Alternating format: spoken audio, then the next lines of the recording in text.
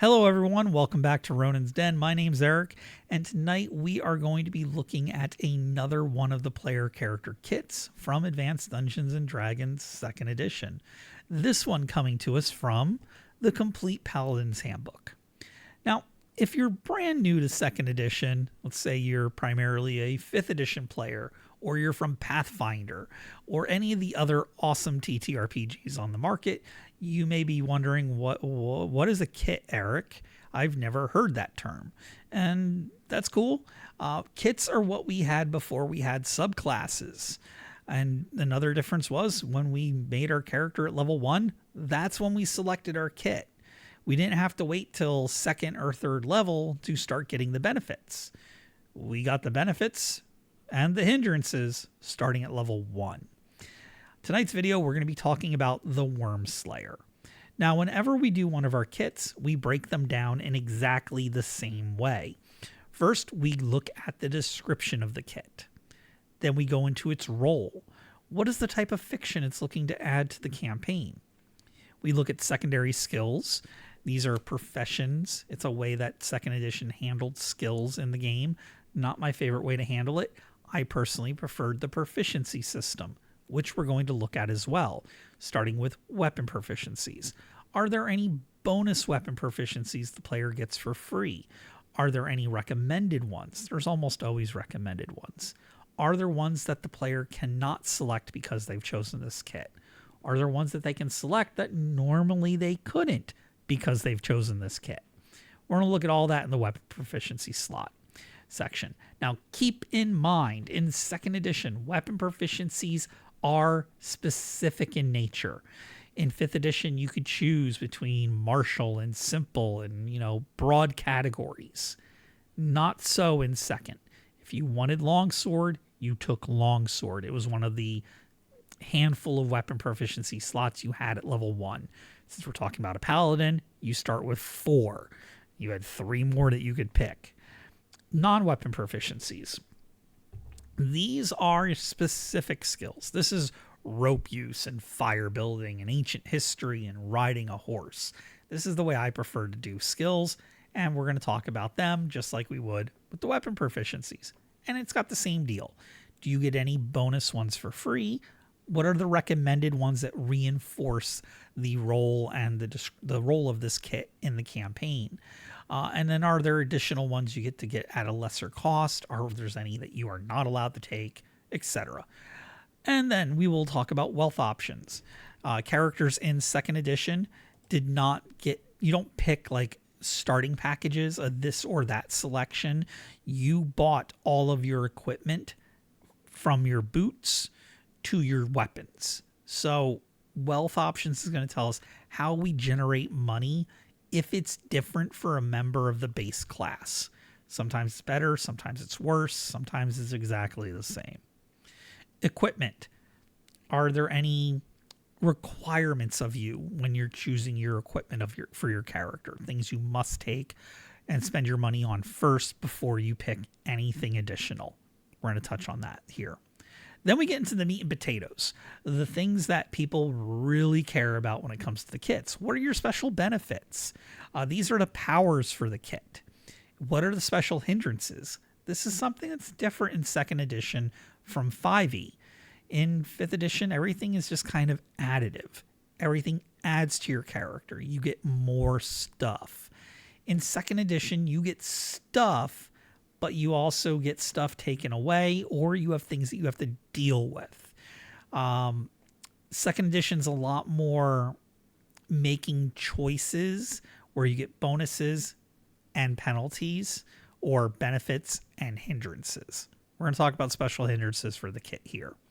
And then species or racial restrictions. If your kit has any of them, this is where we'll touch on that. Okay. Let's take a look at the Wyrmslayer, starting with its description.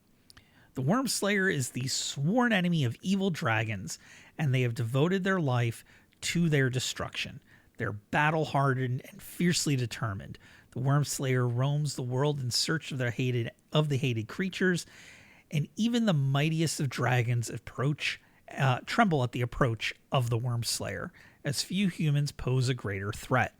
And nothing could be further from the truth. As we get to our special benefits, you are going to see why dragons fear the Wyrmslayer. In addition to the normal Paladin requirements, Wyrmslayers must also have a minimum of a 14 strength, a 10 dexterity, and a 10 constitution. The other requirements, your standard Paladin requirements, are going to be a wisdom of 13 and a charisma of 17. Also, in 2nd edition, Paladins must be lawful good and must be human. Put an asterisk on the human. We're going to talk about that here shortly. Only a select few qualify to become Wyrmslayers, with the final choice being up to the gods. If a candidate meets the physical requirements and they declare their intention to become a Wyrmslayer before they take their oath of ennoblement. As part of the oath, they pledge to destroy all evil dragons. They single out a particular species as their primary foe. Once this is selected, they cannot change it. So there are some very typical basic evil dragons throughout Dungeons and Dragons, right? It's your chromatics. You're red, you're white, you're blue, you're black, you're green. These are your standard evil dragons across all of Dungeons and Dragons. You get to pick one of those as the Wyrmslayer, and you hate that type of dragon above all other evil dragons. So it's kind of like a ranger in 2nd edition where they have their hated species, but as a paladin, they hate that particular type of dragon. The Wyrmslayer is then going to be given a quest by their deity that must be completed within 2 game years. Typical quests include retrieving the egg of the principal foe, finding or destroying its lair, or single-handedly defending a village from the attack of the principal foe. Principal foe being the species of dragon that they hate the most. When it came to this part of the kit, this is a wonderful thing to use as a starting adventure to get all the player characters working together to do the thing. Or what I would typically do is have the players include what they did in their backstory. Now, they aren't going to be slaying some ancient dragon in their backstory as a level 1 character. But hey, they got into a horde and stole an egg. They could do that. So you can go either way as a DM. I personally, if you're just looking to get people dropped in and playing right away, have them include it in part of their backstory. The role of the Wyrmslayer.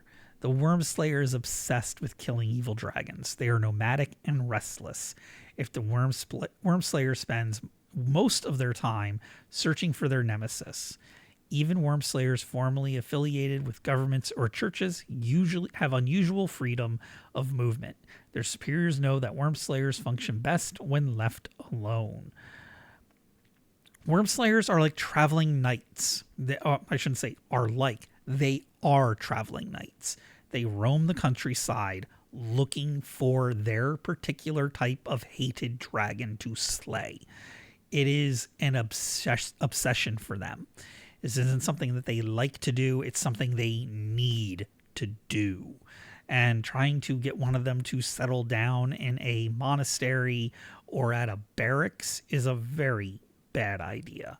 Now, Wyrmslayers will join adventuring parties if their travels take them through dragon territory. And when we're talking about Dungeons and Dragons with a lot of the overland campaigns, you might expect to run into a dragon eventually. I would say definitely talk with your game master or your dungeon master before you take this kit, because it's designed to fight dragons. And if you ain't going to be fighting dragons, it's not the best kit to take. There are other options that would probably be better and more suited to that campaign. So work with your DM, ask them, hey, is this campaign going to feature dragons? And, DMs, if you're going to be having a player be a Wyrmslayer and they ask that question, be honest with them and even tell them what type of dragon you can expect to fight, because they're just even cooler when they're fighting their special hated enemy. when it comes to species or racial restrictions on this, must be a human paladin.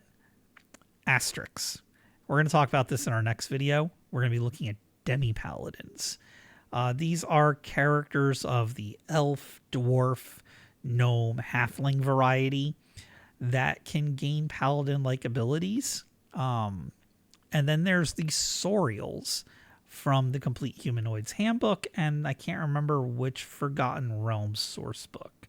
But Finhead Sorials are capable of becoming just standard paladins. So, must be a human. Asterisks. Secondary skills. This is like a profession. If you're using this system in your game, the Wyrmslayer is either going to be an armorer, a forester, a hunter, or a weaponsmith. Weapon proficiencies. Bonus. Any one of the weapons from the restricted list. Okay, Wyrmslayers handle weaponry a lot differently than your standard paladin.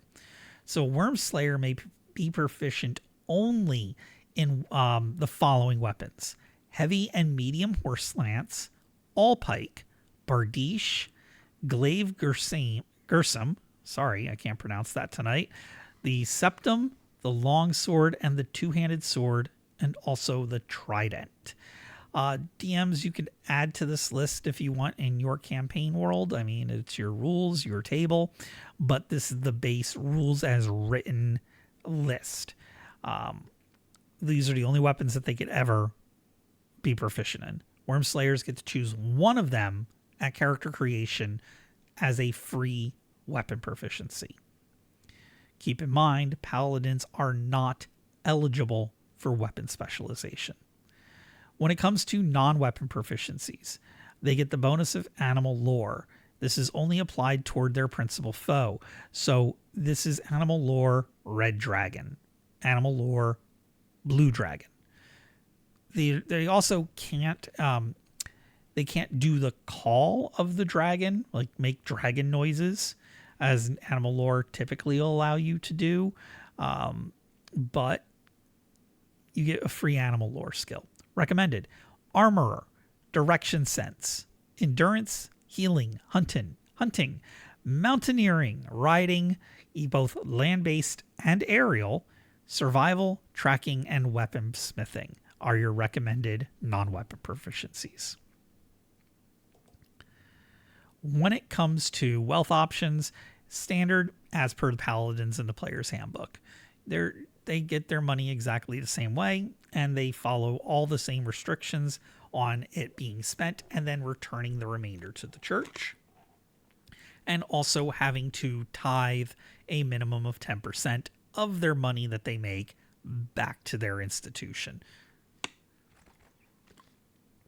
Now in the Complete Paladin's Handbook, they give you rules for either having a church or a government be that body that you make your donations to. Equipment. The Wyrmslayer must have at least plate mail armor, preferably full plate. They must also have a shield of at least medium size. This can be a tall order for a first level character to fulfill. The way that I've always handled this is you have to buy the highest grade armor that you can at level 1. That has to be the thing that you spend the most of your money on. It's the first thing that you buy. So whatever the most expensive armor you can buy is, you need to get that. After that, you get your shield, and then after that, your weapon, and then all your other stuff. Because buying plate mail at level 1 is not something that you're really going to be able to do. Bronze plate mail, maybe, but plate mail, not at level 1. And then all the money that you earn from the starting of your adventure needs to be put towards buying regular old plate mail before anything else. Okay. When a paladin completes his quest and becomes a full-fledged Wyrmslayer, they also get a special reward. Now, this is why you could either do this in character creation as part of their backstory, or you could have it be one of the adventures that the party goes on initially. But when the Paladin completes or their Wyrmslayer quest, the deity will then transform their shield into a magic shield. It's not a +1 or anything like that, but what it lets it do is if they block dragon breath with their shield, they make a saving throw versus breath. If they're successful, they take no damage. Typically, if you're successful versus dragon breath, you take half damage. So this is a way for them to block all the damage. Super handy. Very powerful when dealing with dragons.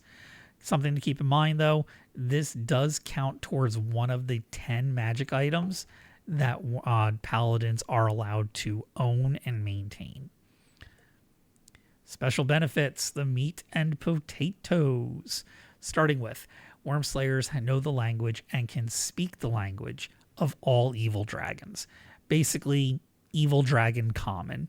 They can talk to red dragons, blue dragons, green dragons, whatever.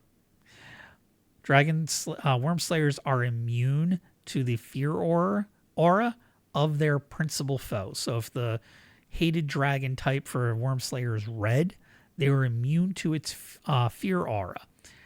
They also get a +4 to save versus all species of evil dragons. Now, this doesn't fall into good dragons or metallic dragons. So if for some reason the players run afoul of a lawful good gold dragon, the Wyrmslayer's just as vulnerable to the fear aura as everybody else in the group. This only applies to evil dragons. Their bonded mount is also shares the immunity to the dragon fear. In 2nd edition, Paladins get their bonded mount. This could be a war horse, a griffin. It could be just about anything that the DM says is okay. And this is going to be what's carrying the Paladin into battle. So very handy to have them be immune to that fear effect as well. Damage bonus. This is one of those things that makes dragons fearful of the Wyrmslayer. When a Wyrmslayer makes a successful weapon attack against their principal foe, they receive a damage bonus equal to their level. And against other dragons, they get a flat bonus of +1. So if their hated enemies are red dragon and they're a level 10 Wyrmslayer, they are doing a minimum of 10 damage before they roll any of their weapon attack on top of it. That is super, super nice in 2nd edition. We're not talking about hit point totals that are in like the high hundreds. 2nd edition is a lot more gritty. So that's a significant bonus. Now their bonded mount inflicts double damage against their principal foe. So if they're riding a horse and it kicks normally for 2d6, it's 2d6 times 2. It's, again, very handy. And they get that same +1 bonus against all other evil dragons. Wyrmslayers also get something called the special reward. Typically, you're going to get this reward for a big capstone battle. So if the Wyrmslayer is primarily responsible for killing, banishing, or otherwise eliminating a principal foe of worm or great worm level, these are the last 2 age categories for dragons in 2nd edition. Their deity will arrange a special reward for them. The DM determines the reward, or if the Wyrmslayer is eligible for it to begin with. Now, typical rewards can include a grant of land that's large enough for a stronghold, the donation of labor and materials to build a stronghold, so they still have to get the land, but all the building materials will be free, and all the labor is going to be free, paid for by the deity. Or, in the case of the first one, they get the land, but they still got to pay for the labor and the materials. The revelation of the principal foe's secret treasure hoard. So they might have taken out that great worm. They might have found some of the treasure, but there was other treasure hidden. the deity is going to tell them where that is. Now, they are still expected to tithe that out of that finding as well, and they are still part of that restriction on magical items, 10 cap. There's also the possibility for a magical gift. This could be the immunity of spells from the principal foe if a successful save or spell is made. Transforming a normal sword into a holy sword. Go back to our video on paladins if you want to see more about what a holy sword is. In the hands of a paladin, it gives them a lot of extra benefits. And permanent access to an extra sphere of priest spells. Think of priest spheres as spell schools. We covered this in our magic video. We'll be doing another follow-up to that as well. And then the reward that every Wyrmslayer wants. The permanent transformation of a bonded mount into a young dragon of lawful good alignment. Typically a silver dragon or a gold dragon.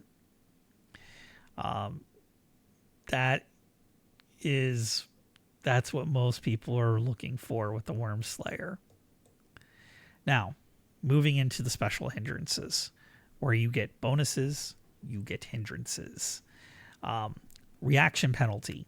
Because they are unable to conceal their hatred, the Wyrmslayer suffers a -4 penalty to all encounter reactions with their principal foe.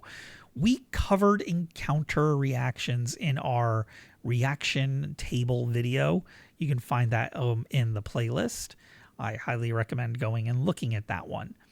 So if you're using that system for a specific encounter, the dragon is going to be, they're going to have a -4 when dealing with that dragon. I recommend rolling this even if you're not using it to determine what's going to happen in the encounter, just to see how bad it's going to go with that Wyrmslayer to begin with. Combat compulsion. Wyrmslayers seek out their principal foe in combat situations, choosing it as the target of their attacks in preference to all potential opponents. If the party encounters a horde of goblins and a black dragon, and the dragon is the Wyrmslayer's principal foe, the Wyrmslayer attacks the dragon and leaves the goblins to their comrade. So this can be a problem for a party, right? The goblin scenario. There's 50 goblins. There's 4 players. And there's a black dragon at the back of those lines. That Wyrmslayer is going to make a beeline toward the black dragon and leave the rest of the party to fight the goblins. Can the party handle 50 goblins without the Wyrmslayer's help? Some parties can. Some parties won't be able to do that. What if your Wyrmslayer is your only frontline fighter? Second edition relied on that kind of tactical thinking where the wizards are going to hang behind the fighters. And the clerics are going to be kind of like your middle row type deal, so they can still throw spells if they need to. Thieves are going to be sneaking and hiding. You could leave your whole party without your main tank because they want to go fight that black dragon. It's something to think about. And then the last one is their inability to turn the undead. Wyrmslayers have no power over the undead. They forego all of those abilities, and they focus solely on finding, fighting, and destroying evil dragons. So that is our Wyrmslayer. Tell me what you think about him in the comments section. If you've ever played one, if you have any questions about him, and if you could also do us a huge favor, give us a tap on that like and subscribe button at the bottom of the screen. It really helps us get these videos out to people who are looking for that retro 2nd edition Advanced Dungeons & Dragons content. As always, we're doing our every other Monday Night Below game. We're also doing our bi-weekly Fabula Ultima game, Welcome to Capiterra, that Steve is DMing. And we're doing our Fabula Ultima class breakdowns that are very similar to these as well. So stay tuned, and we will catch you next time here on Ronin's Den.